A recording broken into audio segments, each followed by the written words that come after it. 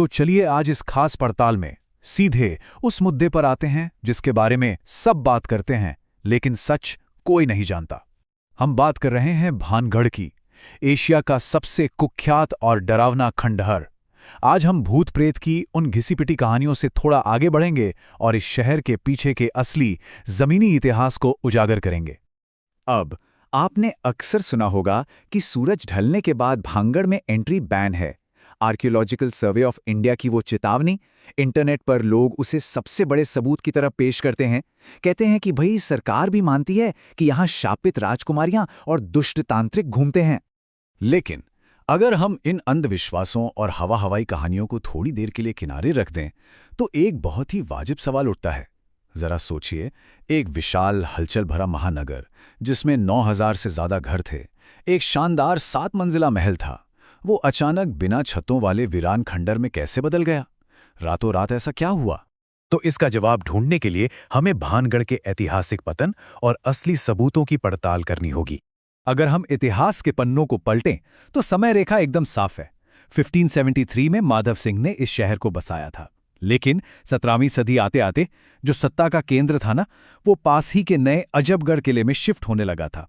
और फिर 1720 में आमेर के सवाई जयसिंह ने इसे जीत लिया। मतलब भानगढ़ रातों रात खाली नहीं हुआ था। इसके पूरी तरह वीरान होने से बहुत पहले ही इसका धीमा राजनीतिक पतन शुरू हो चुका था। अक्सर होता क्या है कि किसी तांत्रिक ने रातों रात श्राप दे दिया। ये कहानी सुनने में बहुत मजेदार और ड्रामेटिक लगती है, लेकिन सच्चाई इसके बिल्कुल उलट है। लोकप्रिय मिथक अपनी जगह हैं, पर हकीकत यही है कि लगातार होते राजनीतिक हमलों और उसके बाद आए एक बेहद विनाशकारी अकाल ने धीरे धीरे इस पूरे इलाके को खाली कर दिया था। और यही बात हमें ले जाती है हमारे अगले और सबसे अहम पहलू पर, चालीसा अकाल, भानगढ़ का असली विनाशक। साल 1783, ये वो साल था जिसने सब कुछ बदल कर रख दिया। एक असामान्य अल नीनो इफेक्ट की वजह से उत्तर भारत में ऐसा भयंकर सूखा पड़ा जिसकी कोई कल्पना भी नहीं कर सकता था। इतिहास में इसे चालीसा अकाल कहा गया है। ये इतना भयानक था कि कुछ इलाकों में तो 2/3 आबादी खत्म हो गई थी। अब आप खुद सोचिए, पानी की भारी कमी वाले भानगढ़ में क्या एक दिन भी जिंदा रहना मुमकिन था? बिल्कुल नहीं।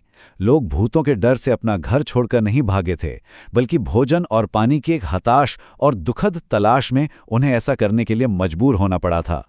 खैर, ये तो हुई इतिहास की बात। लेकिन अब सवाल ये है कि डर के पीछे का विज्ञान क्या है? अगर वहां भूत नहीं है, तो लोगों को आज भी वहां किसी के होने का एहसास क्यों होता है? इसका एक बहुत ही सीधा सा वैज्ञानिक कारण है, इंफ्रासाउंड। जब हवा भानगढ़ की बिना छतों वाली दीवारों और खंडहरों के बीच से गुजरती है, तो 20 हर्ट्ज से नीचे की ध्वनि तरंगें पैदा होती हैं। मजेदार बात यह है कि इंसान इन्हें सुन तो नहीं सकता, लेकिन हमारा शरीर इन वाइब्रेशंस को बहुत गहराई से महसूस करता है, और इसी से अचानक चक्कर आना या बिना बात की घबराहट महसूस होने लगती है। इस बात को साबित करने के लिए गोल्डस्मिथ यूनिवर्सिटी ने बाकायदा एक एक्सपेरिमेंट किया था। उन्होंने लोगों को एक पूरी तरह से खाली कमरे में रखा जहां सिर्फ छिपे हुए इंफ्रासाउंड और इलेक्ट्रोमैग्नेटिक फील्ड्स मौजूद थे, और नतीजे हैरान करने वाले थे। करीब 20% लोगों ने उस खाली कमरे में भी किसी की मौजूदगी महसूस की, और 8% तो सचमुच खौफ से भर गए, जबकि कमरे में कुछ था ही नहीं। अब जरा सोचिए, अगर हम इस इंफ्रासाउंड के असर को पैराडोलिया के साथ जोड़ दें तो क्या होगा? पैराडोलिया एक ऐसी मनोवैज्ञानिक घटना है जहां हमारा दिमाग बेतरतीब आकृतियों या परछाइयों में अपने आप चेहरे और इंसानी आकृतियां ढूंढने लगता है। अब अंधेरा हो, टूटते हुए खंभे हों और अजीब सी घबराहट हो रही हो, तो दिमाग के लिए एक भूत देखने की इससे अच्छी वैज्ञानिक रेसिपी और क्या हो सकती है? तो अगर भूत नहीं है तो रात के असली खतरे क्या हैं और सरकार वो चेतावनी बोर्ड क्यों लगाती है? इसका सबसे बड़ा और तार्किक कारण यह है कि भानगढ़ सरिस्का टाइगर रिजर्व से महज 50 किलोमीटर दूर है। जी हां, सिर्फ 50 किलोमीटर। मतलब वहां रात के असली खतरे कोई अदृश्य ताकतें नहीं हैं।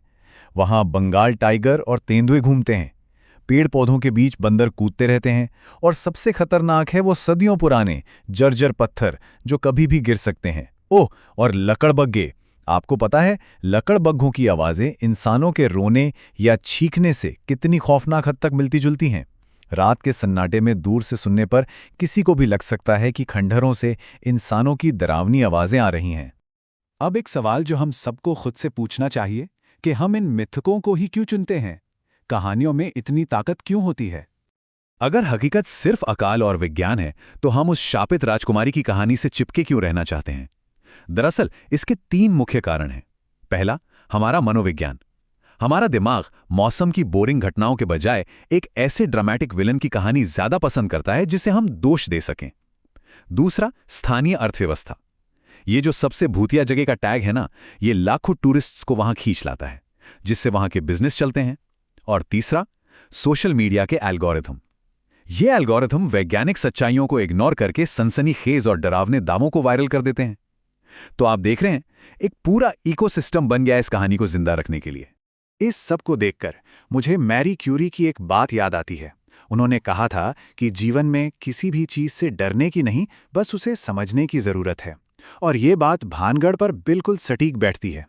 एक बार जब आप इतिहास, इंफ्रासाउंड और जंगली जानवरों वाले इस पूरे विज्ञान को समझ लेते हैं ना, तो वो सारा बेबुनियाद डर बस हवा हो जाता है। अंत में ये पूरी पड़ताल हमें एक बहुत ही दिलचस्प मोड़ पर लाकर खड़ा कर देती है। क्या हम वाकई उन काल्पनिक भूतों से डरते हैं, या फिर इस कठोर वास्तविकता से कि प्रकृति के कहर के सामने बड़े से बड़े शहर भी ताश के पत्तों की तरह ढह सकते हैं? शायद हम राक्षसों और श्राप की कहानियों का आविष्कार इसलिए करते हैं क्योंकि एक विनाशकारी अकाल का असली इतिहास सामना करने के लिए बहुत ज्यादा भयानक और दुखद है। सोचने वाली बात है ना? खैर, इस बारे में सोचिएगा जरूर।